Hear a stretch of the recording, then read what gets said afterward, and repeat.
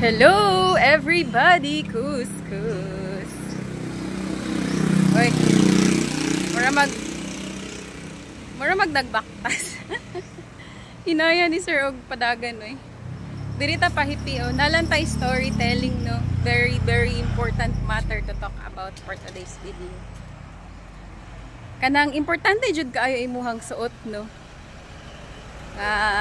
Comfortable ka sa imong suot o ang color po sa imong suot, like I love yellow. I love wearing yellow. So ang yellow, it is vibrant, it is signifies happiness no.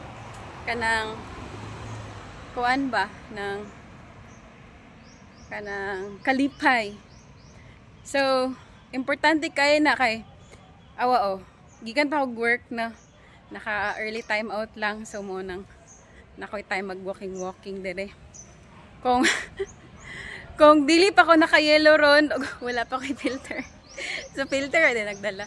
Bitaw dako kayong tabang no nga nakasuot kag mga sanina nga vibrant or like light lang na color, kasi kung black or gray or anything na kanang bugat pud siya.